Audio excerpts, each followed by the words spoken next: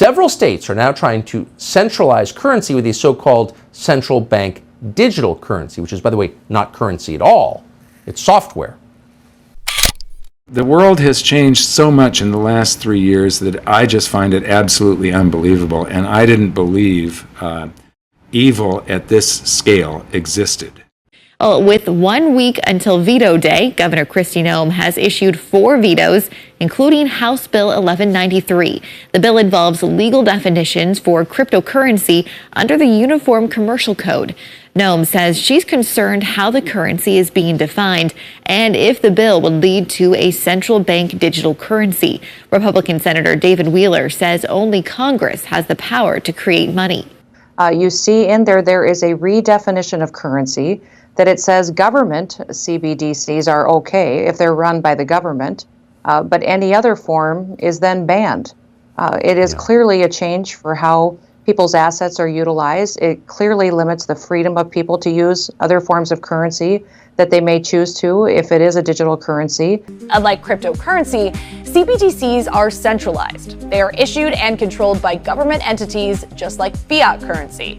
In unstable or authoritarian countries, that could lead to currency manipulation. There's no government, there's no person that can just print Bitcoin into infinity, right? There's a cap to it, which is different from the way that some governments operate, which is they can ostensibly keep printing money, which would devalue that nation's currency. We've seen that all over the world.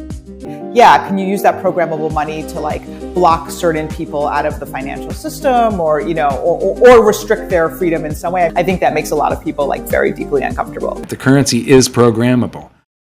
They can control almost every aspect of your life once we get on any programmable currency where they can, if they don't like you, they can make it so that you can't spend any currency within a 5-mile radius, outside of a 5-mile radius of your home.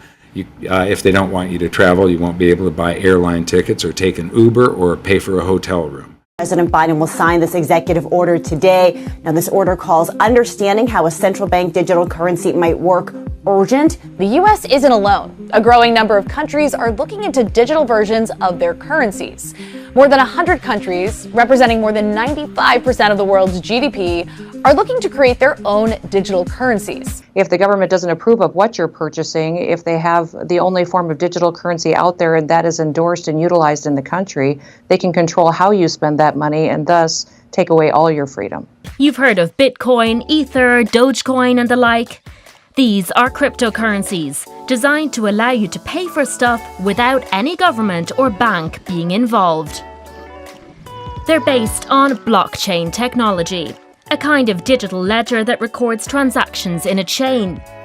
It's hard to tamper with because doing so leaves a trace elsewhere, potentially for everyone to see. That transparency is one of its most promising features. What is the difference between what the Reserve Bank is doing here and a cryptocurrency like Bitcoin or Ethereum? So the difference is that what the Reserve Bank's doing here is they're using the underlying blockchain technology to test a digital dollar. So they will have oversight of this whole pilot and they will maintain control of the money supply. So it's completely different to other unregulated. Okay, so is this digital dollar that they're issuing and doing this pilot with, is it actually a dollar like I know it? Yes. Yes. So therefore it's worth 67 point blah-de-blah US cents right now? Precisely. You can think of it as exactly the dollar that you know today, but it's in a different form factor, a different technological format, which means that it can do things that the dollars we have today cannot do. Because it's digital, I can pay this digital with my mobile, has nothing to do with central bank digital currency. But I think the fundamental change is the underlying business model is as I, as a retail customer, as a citizen, will have an account with the central bank. I don't have just an account with a commercial bank, I have it with the central bank, which has a lot of advantages for me. It's safe, it feels good. But there are some challenges with this because the central bank is ultimately, it's a public office. Commercial banks are under a commercial regime. Central banks are not under a commercial regime. What about interest interest rates on an account like that? When things are going well, how does this look like? Oh, on a bank run, how does this look like? Is this accelerating the bank run because I have a safe account with somebody? China is no stranger to surveillance either, from monitoring the 850 million users on WeChat to deploying half the world's security cameras. And now the country has control of a digital currency in its sights.